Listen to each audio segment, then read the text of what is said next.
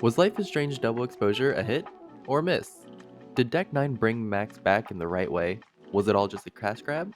With the full release of Double Exposure, we have a lot to talk about. In this video, I wanted to go over what happened and discuss my thoughts and feelings towards the game.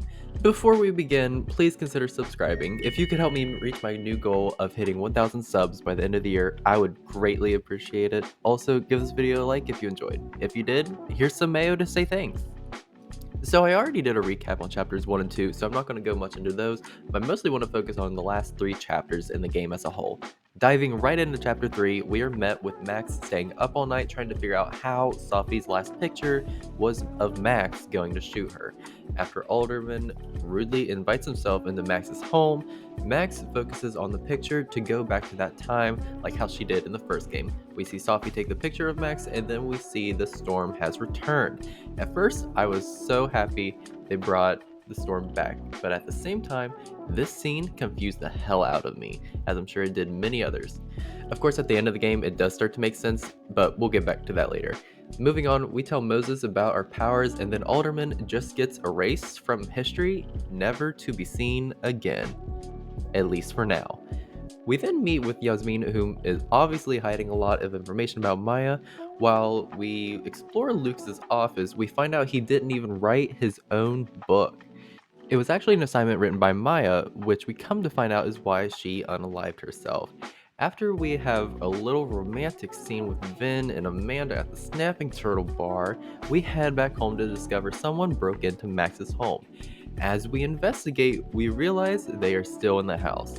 When we go down to the dark room, we see it's Max. We run after ourselves and end up on a frozen lake. The other Max falls in, we pull us out. Before the entire lake breaks beneath us, Max uses her powers to swap the lake with the lake in the other timeline. Then it's revealed that the other Max was actually Sophie. This chapter instantly became my favorite upon playing. We didn't spend too much time in one area and a lot of really cool things happened. From seeing the storm again, to Alderman vanishing, making out with our lovers, chasing after ourselves who turned out to be Sophie, and Max switching the lakes. It was all just so epic and exactly what I wanted to see as the story progressed. It left me with a lot of questions which helped build anticipation for the next chapter. So, chapter 4 starts out with Max and Sophie back at the Hellerton house. Max explains that she has time travel powers and informs Sophie that she is dead in another timeline. Sophie reveals that she is, in fact, a shapeshifter. Max also reveals her past trauma from Arcadia Bay and her usage of powers from her past. After the 30-minute long conversation between the two superheroes, we go back to the Krampus Christmas party at the bar. By switching between timelines, we find a way to break the projector just so Moses could put in the flash drive, revealing he stole Maya's work. We snoop in Lucas's jacket and find out he has been carrying a gun. Sophie takes it, and then Lucas gets outed for being the freak little book thief worm of a man he is, which we come to realize that what Lucas told Sophie outside of the bar was that Yasmin knew about it all along. Then everybody freezes and starts saying out loud what we can assume to be Sophie's words, speaking through them. Passing through the North Quad, we gather that Sophie is with Yasmin, and we can hear the conversation through Sophie's shapeshifting powers becoming, well, overpowered. We run up to the observatory to see Sophie pointing a gun at Yasmin, and her powers are going absolutely bonkers at this point. Sophie shoots her mom in the shoulder, and then the chapter ends. This chapter is a bit of a shift from the last one. Chapter 3 had a lot more going on plot-wise and side quests, and my playthrough, it only took me 9 minutes to complete chapter 4. Looking back, I do like this chapter and how it was honing in on the explanation of Sophie's powers and what they can do. I just wish it was a little longer. Then scene with Yasmin being shot and Sophie transforming rapidly during the storm was really cool to see, however.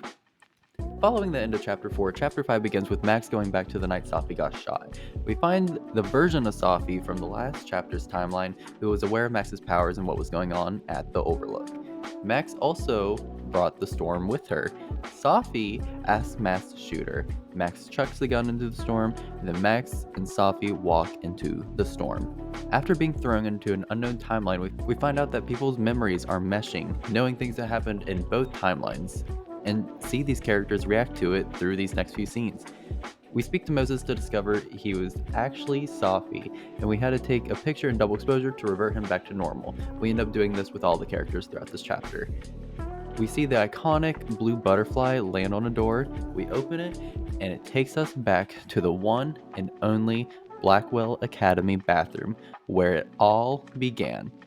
The scene plays out how it did in the first game, but instead of Nathan holding a gun to Chloe, it's Max holding a gun to Safi. My jaw dropped when I saw this. I was so excited, it looked straight up like a fan edit. The scene plays out as we know and discover that each door we enter sends us to a new place with things being quite different. After the bathroom scene, we end up at the bowling alley. We see a replica of the dark room. Max has to unfortunately sit in the chair that she was once held hostage in. After she escapes, we end up at the bar for a short time before ending up in a motel. This motel is slightly different in the 5 times that we walk through it. We get a bit of insight on where Max has been and what she's gone through in the almost 10 years that we haven't seen her. After we get through the 2D motel room, we snag a pic of Gwen to restore her to her normal self and end up back at the North Quad with Safi. We discover in this timeline, it's only Safi and Max that exist, and we get to see them interact in short sequences of just like hanging out and trying to think of what to do. Eventually, things take a turn and we see Safi start to plot what it could be like if her and Max run away together.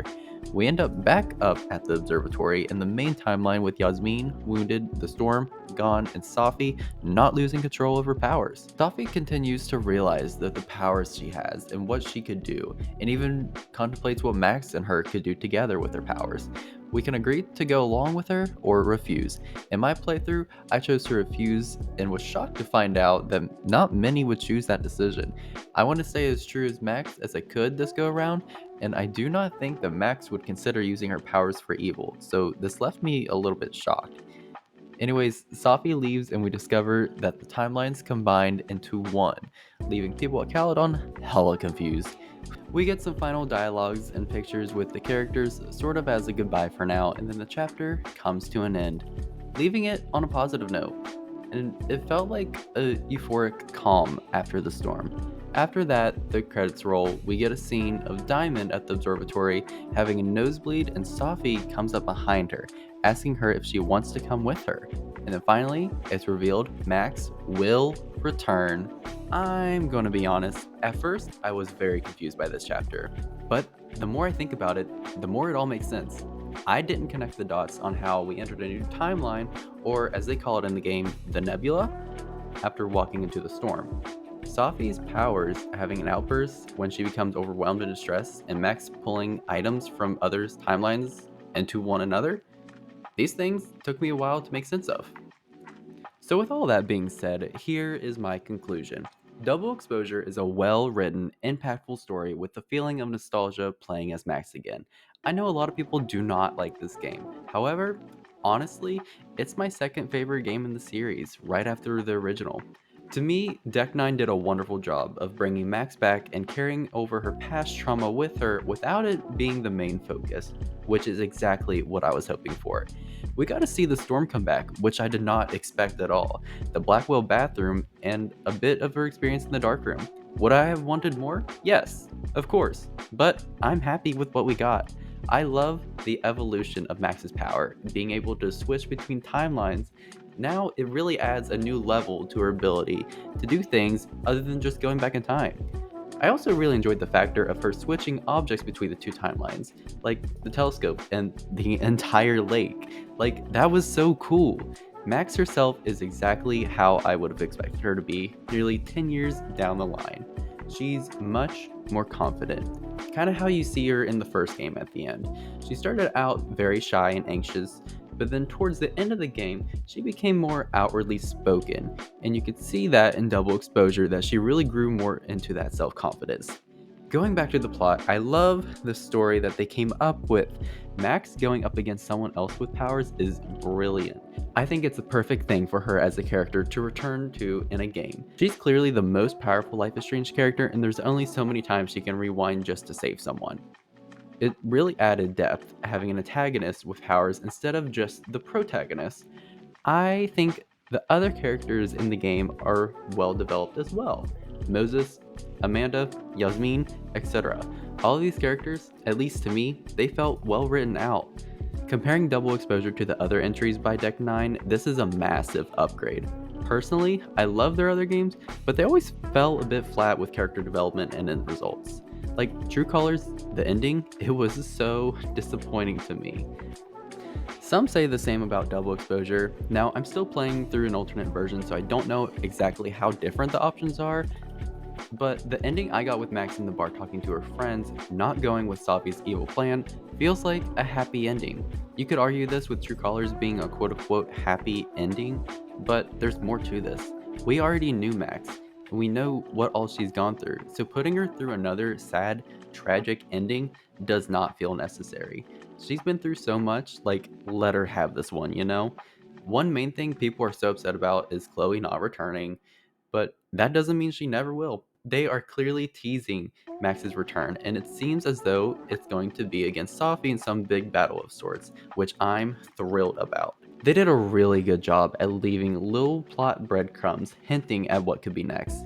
I'm going to make a video after my alternate playthrough to discuss what could be next for Max, but who's to say Chloe won't show up in the next game? It makes sense to give them a break from each other, and we get to see Max in a new light and environment, not solely being focused on Chloe. Plus, if you choose to save Chloe, Moses asks Max at the end of the game if she's ready to stop hiding from Chloe, and Max says yes. This was one of the final dialogues, so I could see it being a little tease for what's to come. Even if it doesn't happen, I'm still thrilled to see what Deck 9 has in store for us. Thank you guys so much for watching, and keep an eye out for more content coming soon on Double Exposure. If you guys have any requests, let me know in the comments below. One video I have in mind is to go over some unanswered questions that still remain and what we can make of it. So if you guys have any questions, feel free to share those as well. Anyways, that's all I have for now. I will see you guys in the next video.